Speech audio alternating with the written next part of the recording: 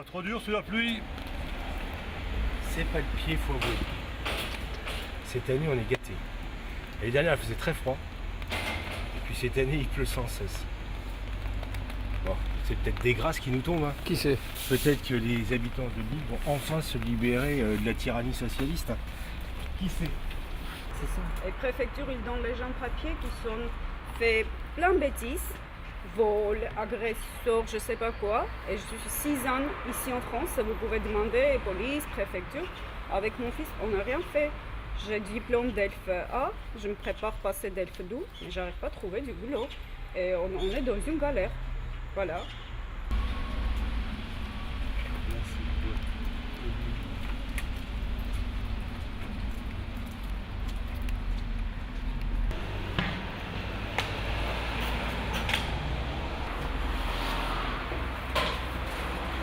Si les gens qui ne respectent pas la loi, la préfecture, ils donnent papier direct, autorisation de travail. Mais 6 ans, je suis ici.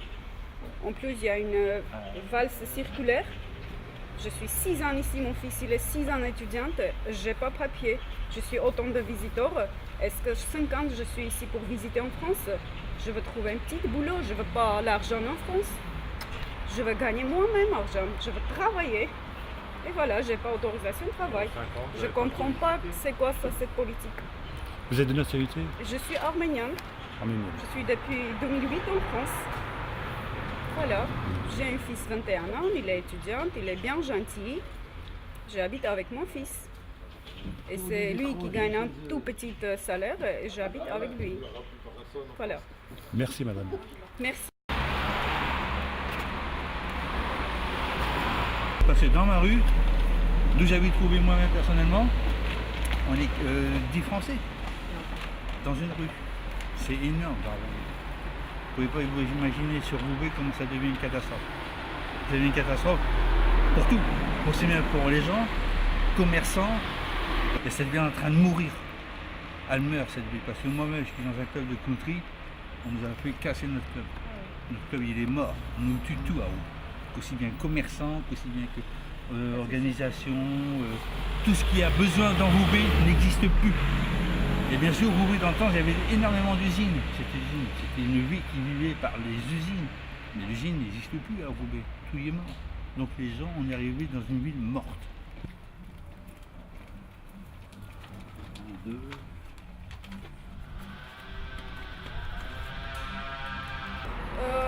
Je pense pas qu'en France il faut porter la voile.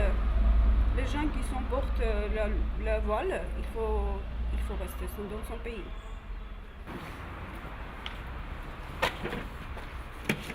On va les voir. Et autour de moi, je vois que les gens ne parlent même pas du tout français.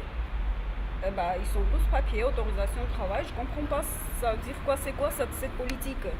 Si c'est pas politique, ça veut dire quoi ça?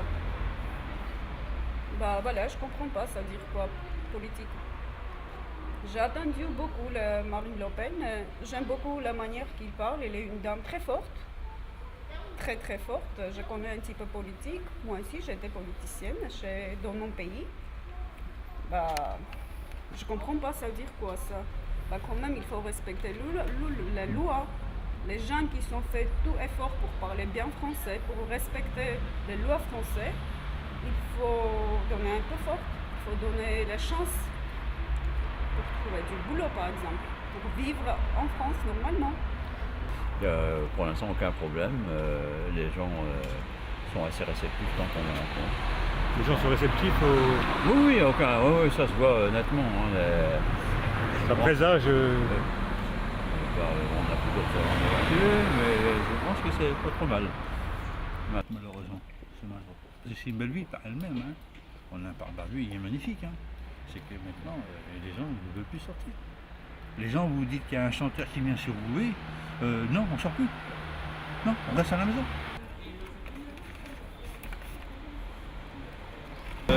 On va vous dire, faire une réflexion à un jeune, il va mettre ses pieds sur le truc du métro, bien sur les sièges. C'est vrai que les gens ne sont pas là à avoir derrière ça. Comme on dit chez nous, bah, vous faites maltraiter. Vous êtes un sale français. Français, moi, mon pays est français.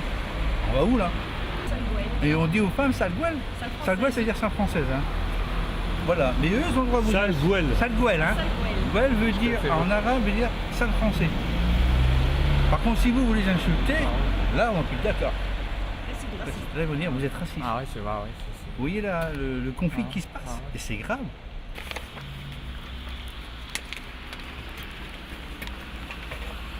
On voit qu'il y a un phénomène de saturation de tout ce qui se passe. Donc je crois que les gens en général voudraient un changement, à mon avis. Il y a d'abord, on est dans un quartier populaire, donc c'est vrai que les gens qui sont dans le besoin trouvent ici les objets de première nécessité à bas prix, ce qui permet à des gens dans le besoin d'acheter ce qui leur est nécessaire sans grever lourdement leur budget, je me répète, hein, mais c'est vrai que le budget, ça compte, et là aujourd'hui c'est le début du mois, donc les gens ont un peu plus de sous et achètent beaucoup plus de vêtements, beaucoup plus de petites vaisselles, etc. La mairie de Lille ne vous subventionne pas. Ah bon, on n'en demande pas. Ah, et si on en demandait, on serait pieds et poings liés. Ah oui, évidemment. C'est-à-dire? Ah enfin, après, il faut participer aux réunions organisées par la mairie, aux colloques, etc. Il faut faire de la pub pour... on vous a donné de l'argent, donc maintenant, il faut quand même... faut me rendre l'appareil. Hein. Pour rester libre, évidemment, il ne faut pas accepter Donc, leur ça argent. coûte cher, ça demande beaucoup d'énergie personnelle, au détriment parfois de la vie personnelle, mais voilà, au détriment de la vie familiale souvent, mais on y est. Et on est indépendant, on est reconnu, on aide beaucoup de gens malgré tout. Récemment, on a eu une famille qui dont l'appartement avait cramé, on les a carrément remeublés. Alors moi je propose une chose assez simple pour les... Bonjour monsieur. Bonjour. Enfin, assez simple pour les associations. Parce que je trouve assez scandaleux que ce soit Martine Aubry qui décide quelles sont les associations qui peuvent bénéficier de subventions et quelles sont celles qui de toute façon n'en auront pas. Et moi je propose que ce soit les habitants de l'île qui choisissent les associations qui leur conviennent. Et par conséquent, je propose de créer un chèque association. Il y aura autant de chèques associatifs qu'il y a d'habitants au prorata du nombre de personnes dans la famille, s'il y a des enfants, et ces gens-là pourront acheter les services d'une association au gré de leurs demandes, de leurs besoins. Et je pense que ça permettrait de faire un tri quant à toutes les associations qui n'ont pas d'utilité ni sociale, ni culturelle, ni artistique, ni sportive, et qui sont uniquement là pour faire de la politique, et qui ont totalement oublié leur mission, qui est d'être au service de leurs prochains, des gens qui sont dans le besoin ou qui attendent d'eux un véritable service. Ce serait je pense une véritable révolution, parce que ça permettrait enfin aux habitants d'être maîtres de leur destin. Et pas demander l'autorisation à Madame Aubry si on peut faire du sport ou si on peut aller à tel ou tel endroit. Voilà ce que je propose. Je suis convaincu qu'une association comme la vôtre, que ce soit d'ailleurs ici, que ce soit pour les HLM, que ce soit pour la justice, trouverait énormément de soutien populaire, parce qu'il y a énormément de personnes qui sont en attente et qui ont besoin d'associations comme les vôtres pour pouvoir justement se défendre et trouver des solutions aux problèmes qu'ils ont. Ah ouais, tout à fait, hein, ce serait un système un petit peu plus égalitaire. Et puis comme M. Hollande, M. Valls qui dit encore 225 000 visas en plus tous les ans et puis tout, mais on sait qu'on va les mettre tous ces gens. À l'entrée de l'île, il y a des camps encore, mais il faut voir les dépotoirs. C'est incroyable. Une ville comme Lille, Martine Aubry, le socialiste, là, qui laisse faire ça.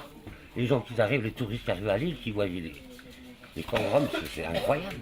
Maintenant, on les a enfermés autour de l'ancienne prison, là, on a mis des barricades, ça dit de leur terrain. C'est honteux. Quand on arrive sur l'île, on voit ça. À l'ancienne prison, c'est l'île, ça. C'est une ville socialiste, c'est Martine Aubry, ça. C'est le fondateur, Pierre Monroy, le socialiste à cœur, à fond. Là. Ils restent dans leur noyau, là, pour changer ça, quand même. On va pas rester là-dessus. Les braderies, il y en a énormément, et de plus en plus de gens vendent leurs affaires qu'ils ont achetées il n'y a pas si longtemps que ça. Ouais. Pour pouvoir une femme de 80 ans, elle faisait des poubelles, elle récupérait tout ce qu'elle pouvait récupérer dans les encombrants, et elle se faisait un caddie de 50 € par semaine. Rien qu'elle récupérait parce qu'elle était en retraite, elle avait 600 € par mois. Et elle ne pouvait pas subvenir en faisant ça à l'arrivée à la journée debout, en faisant les encombrants. Ce qui se passe maintenant, c'est que la communauté urbaine, avec Martine Aubry, qui veut supprimer les encombrants, ça y est, c'est fait à l'Ambassadeur déjà. Ça supprime toute une économie, certes parallèle, de gens qui n'avaient pas trop de moyens, qui essaient de récupérer des métaux, qui récupéraient des bricoles pour les revendre justement. Et on va supprimer tout ça. Et ça va profiter à qui? À des sociétés qui travaillent avec la communauté urbaine et les déchetteries pour racheter donc les vêtements, la ferraille, tout ça c'est racheté, ça rapporte de l'argent à la communauté urbaine. Et il faudrait d'ailleurs un jour s'interroger de savoir quelles sont les sociétés qui travaillent comme ça avec la déchetterie pour avoir ce genre de marché. J'ai discuté avec un ingénieur de chez Total qui travaille sur le post-pétrole, parce que là actuellement ils sont en train de sortir de la chimie du pétrole, parce qu'ils savent très bien que dans les 10 ou 15 ans qui viennent, de toute façon, les véhicules ne fonctionneront plus au pétrole, la chimie va trouver quelque chose de différent, et la question de la récupération devient un enjeu fondamental de l'économie de demain. À Lille, il n'y a rien qui est fait. Si vous voulez, il y a des centaines de milliers de tonnes de déchets qui sont tous les ans déversés dans la communauté urbaine de Lille, qui sont mal triés et qui sont donc peu récupérables, peu retraitables. Ou alors, et on est obligé d'exporter nos déchets nobles à l'extérieur de l'Europe pour pouvoir utiliser de la main-d'œuvre pas chère afin de retrier un déchet qui va être exploité au Brésil, en Afrique ou ainsi de suite et qui va nous revenir ensuite sous d'autres formes, si vous voulez. Je vais prendre par exemple tout simplement la bouteille plastique. La bouteille plastique, il y a des millions de bouteilles plastiques qui sont consommées ici et qui se retrouvent bêtement à la poubelle alors que c'est la base même de quasiment de tout ce qui est dans l'ordre du plastique et de l'emballage pour notre économie. Et tout ça, ça s'en va à la poubelle et ça s'en va. Ou ça s'en va pour d'autres économies que la nôtre. On pourrait avoir ici un centre de tri extrêmement performant. Si au lieu de sanctionner les individus à travers la taxe des ordures ménagères, qui est à mon avis stupide, si on permettait aux individus, aux personnes, aux habitants de cette ville et de la communauté urbaine de gagner de l'argent dans la valorisation de son déchet. On permet aux individus de gagner de l'argent parce qu'ils font un tri. Les gens vont se mettre à trier et on va pouvoir devenir la plateforme de récupération de tous les déchets ici. Ça existe déjà en Hollande, ça existe en Allemagne, ça existe dans des tas de pays parce qu'on a compris que la sanction ne fonctionnait pas mais qu'il fallait passer par l'incitation. Et malheureusement en France, on a les Verts qui considèrent que l'écologie, ça doit être un sacrifice, ça doit être une sanction, ça doit être en fin de compte, on doit se battre la coulpe parce qu'on a péché. Non, c'est pas comme ça que ça fonctionne. On résoudra le problème du déchet quand les gens auront une incitation à le résoudre. C'est une des solutions que je propose dans mon programme. Et ça permettrait à des tas de personnes de pouvoir ce qu'ils font aujourd'hui, valoriser. Quand on vend ce que l'on n'a pas besoin, ou on essaye de se débarrasser de tout ce que l'on a parce qu'on a des problèmes de fin de mois, mais là on va pouvoir le faire de manière très simple, très claire, très rationnelle. Et ça va tomber sur le compte en banque tous les mois parce qu'on aura trié. Et les gens qui ne veulent pas le faire, il y aura très probablement des gens qui vont le faire à leur place. Vous voyez? Et ça peut créer des milliers d'emplois ici dans la région.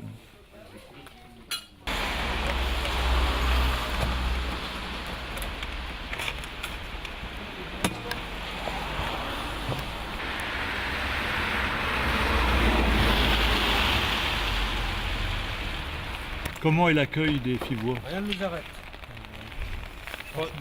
À Fives, compte tenu du fait que Martine Aubry a totalement oublié les habitants de Fives, je sais bien qu'il y a le périph' qui nous sépare avec Lille, mais je pense qu'on va faire un raz-de-marée ici. L'accueil est très bon, quelles que soient d'ailleurs les communautés.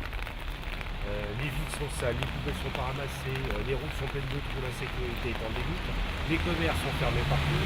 Donc je ne sais pas ce qu'il faut encore que Martine Aubry fasse pour que les gens retournent. Ils ont dit, on va voter pour vous, monsieur Duvier, rassurez-vous, on ne veut plus de Martine Aubry. On diffuse notre message, notre projet. Non, l'accueil est très bon. Il est excellent. Il est excellent ici et dans d'autres quartiers qui souffrent particulièrement de ce qu'a fait Martine Aubry. Donc je pense qu'on va assister à certaines surprises lors du 23 mars. Il y a des gens qui vont avaler leur stylo. Ça va faire tout drôle. Les habitants vous parlent de quoi ici dans ce cas? La première chose qui parle, la question de l'emploi. Beaucoup de gens sont à la recherche d'emploi, ont perdu leur emploi et traversent des passes extrêmement difficiles, la précarité. Et évidemment, avec l'emploi, c'est le manque de revenus, c'est la difficulté de boucher les fins de mois, c'est la question du logement, les expulsions, Enfin bref, c'est devenu extrêmement difficile. Et puis l'insécurité qui vient donner sa tonalité permanente ici dans ce quartier, qui a été abandonné. Il n'y a pas de police municipale ici. La police nationale, à mon avis, ne doit pas savoir qu'une file existe. Les gens se plaignent d'être abandonnés. C'est surtout ça. Ils ont l'impression qu'ils n'existent pas. Et il faut avouer que quand on regarde et on traverse ces quartiers, on peut légitimement penser que c'était clair. Je pense que Martine Aubry, de son beffroi, ne doit pas les voir. La propreté à Fives. L'île, ville propre. Il faut venir à Fives pour s'en rendre compte. On n'est pas encore au Mont de Terre, mais sur le Mont de Terre, c'est une véritable catastrophe. Les papiers gras traînent partout. Dans toutes les rues adjacentes, c'est quelque chose d'épouvantable. Alors évidemment, il y a les Roms qui en profitent pour faire leurs courses à longueur de journée. Vous avez des sacs poubelles qui traînent, d'ailleurs il suffit de pencher la caméra, vous avez des sacs poubelles qui traînent à longueur de semaine dans les rues de l'île. Et ici, c'est particulièrement vrai. Et par conséquent, au bout de 2 jours, les sacs poubelles seront éventrés, les déchetries seront à leur façon triées, mais tout sera sur le trottoir. C'est d'ailleurs stupide que le système de ramassage, c'est incompréhensible. C'est incompréhensible.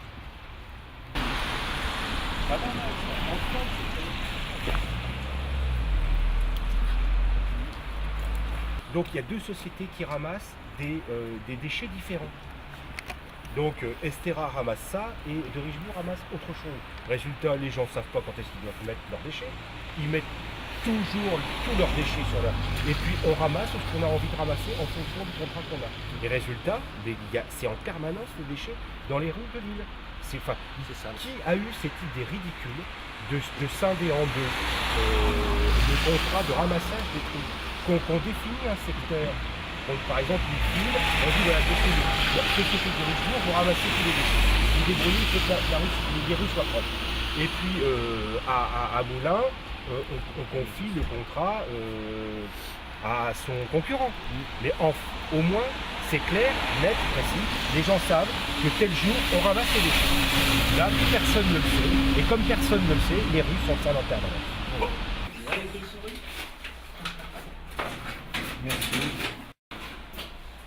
Alors, 2 générations de travail.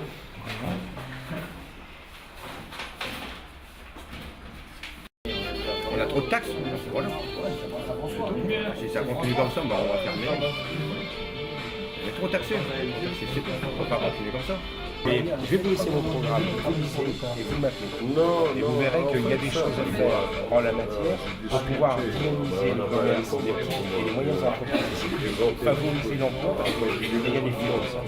Martine Aubry a épongé, pressuré des petites entreprises pour favoriser quelque chose qui est très gros. Comme on l'a dit tout à l'heure, les gros entrepreneurs du BTP sont très contents et ravis d'avoir Martine Aubry.